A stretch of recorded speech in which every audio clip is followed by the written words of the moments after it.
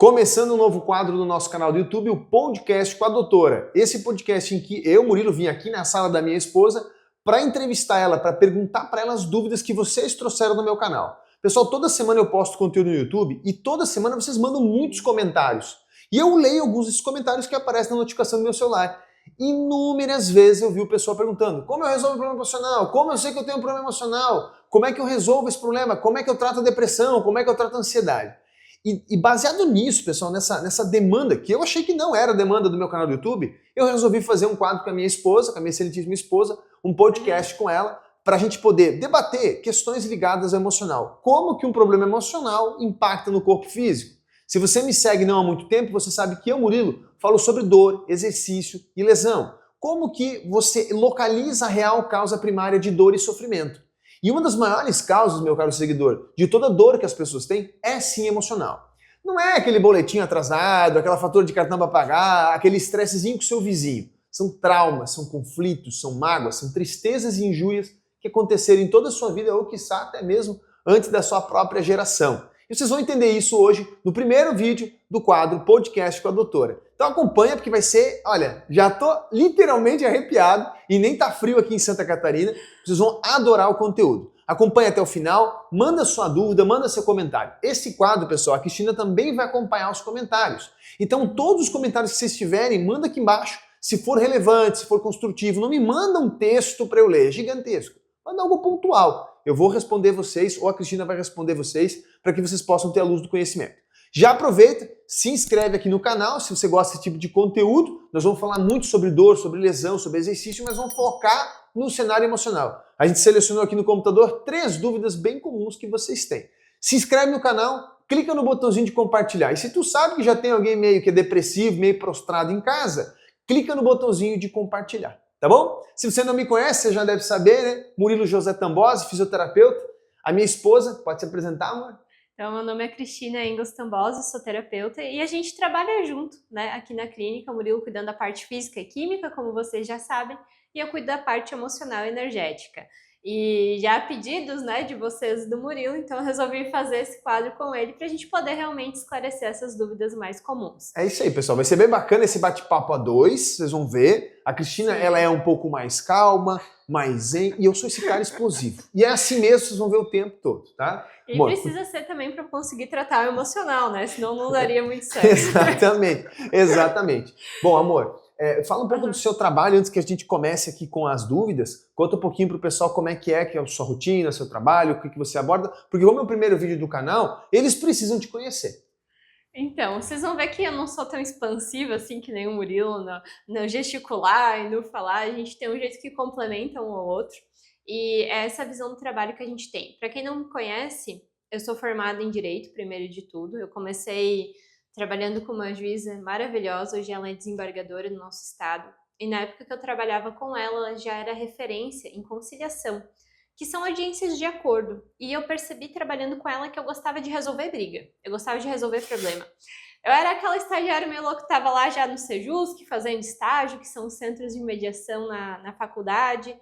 Montei junto com ela a sala de direito sistêmico no fórum e ali eu comecei a estudar essa parte mais comportamental, entender o porquê que aquela família que estava se divorciando estava brigando e fui me apaixonando por essa área que eu sempre gostei, mas fui vendo uma possibilidade realmente, um encanto em estudar aquilo. Então, já dentro da faculdade de Direito fiz TCC na área, fui buscando sempre essa parte de mediação, de pacificação social.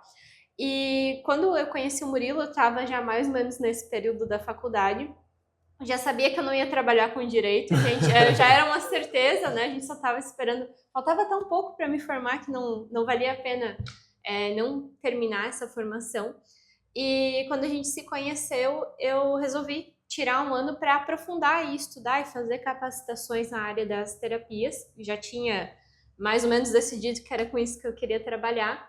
E comecei atendendo os pacientes do Murilo de graça, né, no consultório. O nosso grande objetivo, pessoal, sempre foi servir. O investimento em relação a isso, o ganho em relação a isso, é tudo por depois. Então, se você é meu seguidor e acha que você entrou num vídeo, que eu vou lhe vender algo, ou no meu conteúdo do YouTube que eu vou lhe vender algo, a mais pura e simples verdade é isso que a Cristina acabou de falar. Ela fez o que ela sabia que era bom para ela, fez a formação, viu que não era o que ela queria e foi atrás do sonho dela. E hoje ela transforma a vida das pessoas porque ela tem a sensibilidade, ela tem o dom, ela tem o talento e ela fez as formações e as capacitações necessárias.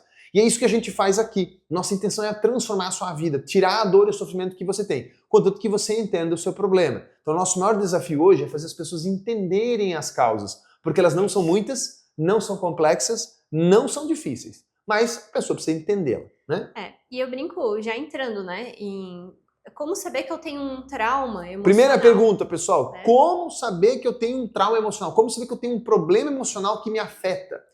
Eu acho importante começar diferenciando o que é um trauma emocional de uma doença emocional. Ótimo. Porque muitas vezes quando a gente fala, olha, você tem um problema no emocional, as pessoas já ficam assustadas. Hoje se tornou muito comum colocar tudo numa classificação de doença, que não é verdade.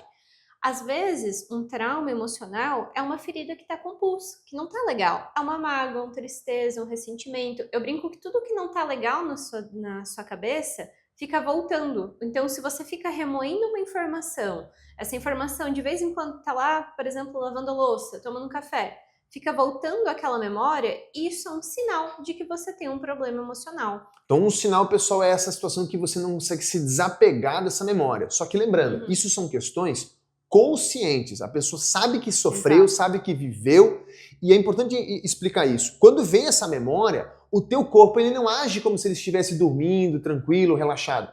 Ele fica em estado de alerta. E a repercussão da tua dor, do teu sintoma, como uma sensação de tensão nos ombros, cansaço, fadiga, sonolência, irritabilidade, alguns desses sinais e sintomas pode ser desse estado emocional. Então o seu corpo está sob agressão, porque você volta naquela informação cronicamente e você não consegue se desprender dela. E você não volta porque quer voltar, né? É um padrão automático que a sua mente lá no sistema nervoso fica trazendo para que você resolva aquela situação de conflito. Então é a memória de conflito que está te incomodando, como o Murilo falou, algo consciente, e o corpo desencadeando o estado de luta para que você resolva, porque para o corpo você ainda está em luta com aquela informação.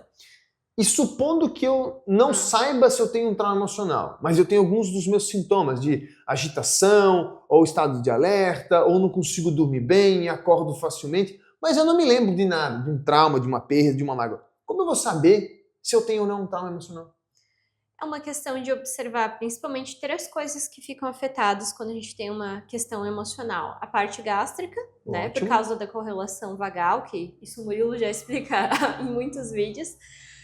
O sono, um sono ruim, com muito despertar, acorda muito cansado, que é bem clássico, né, dessa fadiga da adrenal, que pode ser por uma agressão emocional. Certo. E também a questão, às vezes, da libido, da disposição para fazer as coisas, pensando assim no geral, né, de prazer em realizar. Então você perdeu o ânimo, perdeu a energia, disposição, uma sensação, às vezes, de melancolia, é importante observar se teve realmente motivo para você estar com o humor alterado? Será que aquilo foi o suficiente? Eu olharia para isso, porque quando é algo inconsciente é mais difícil de se perceber. Você sente que tem algo errado, mas não sabe dizer bem o que. Exato. Essa sensação. Perceba, pessoal, que você tem os sintomas, você não sabe a origem, você não tem controle, então é como se fosse um drive que é automático.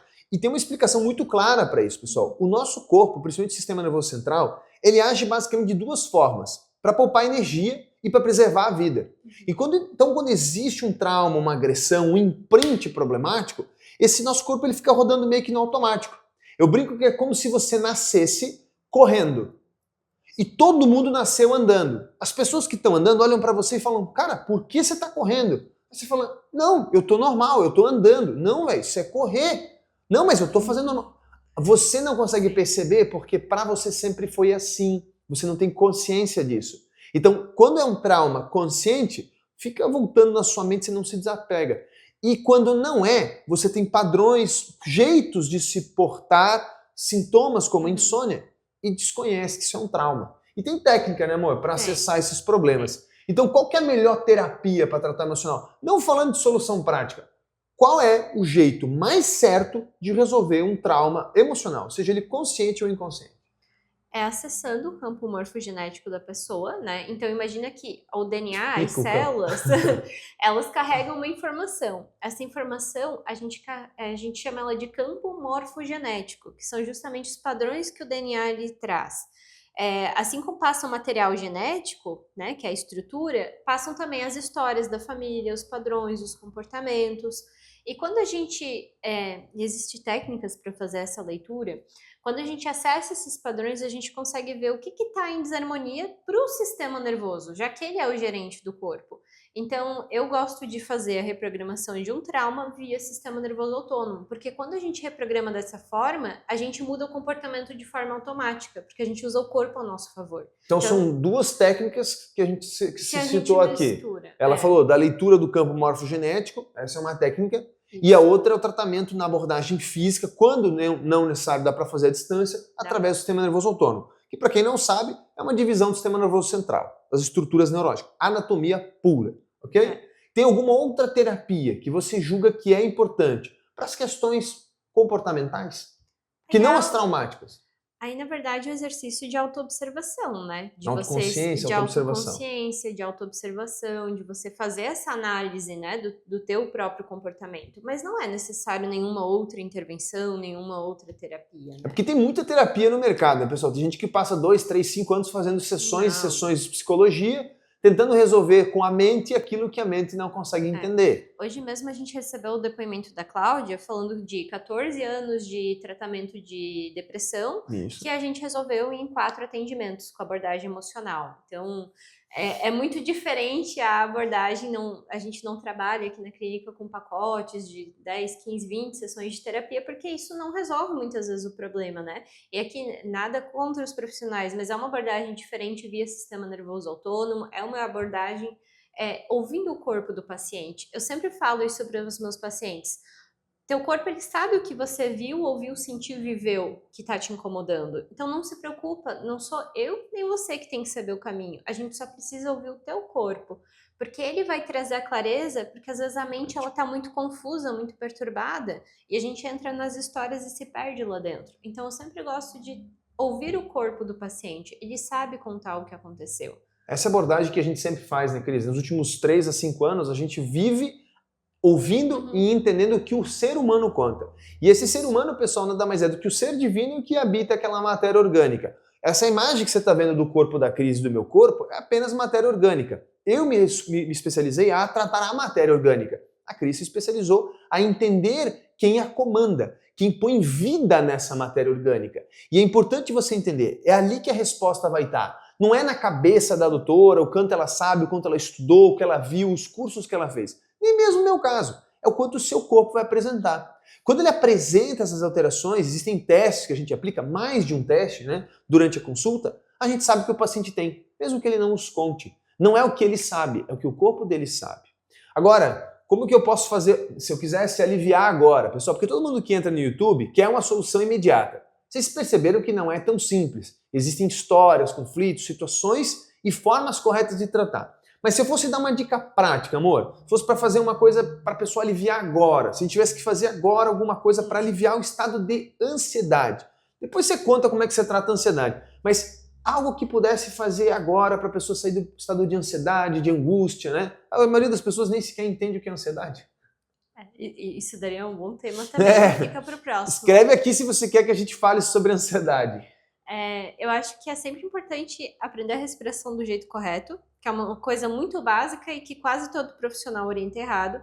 Eles falam, puxa o ar fundo. Só que quando você faz isso inclusive quem me ensinou foi o Murilo, tá? Que é a base da fisioterapia, sobre a importância de você fazer a expiração. E quando a gente vai trazendo de outros conhecimentos também, a gente descobre que isso é um pranayama, uma respiração de limpeza energética. Você solta o ar pela boca. Então, te convido agora a fechar os olhos. Vamos lá, pessoal, todo mundo, hein? Eu vou me encostar um pouquinho mais aqui. Respira bem fundo, se concentra e solta o ar pela boca. Sente o teu corpo, como é que tá. Sente a tensão, como que ele tá confortável na cadeira, do local que você está nos vendo hoje. E se conecte com aquilo que você está sentindo. Se você está feliz, triste. O que está tirando a tua paz? E quando você se permite simplesmente sentir, você já está se reconectando. e permitindo com que clareza venha para sua mente. E agora, puxa o ar bem fundo. Vai abrindo os olhos.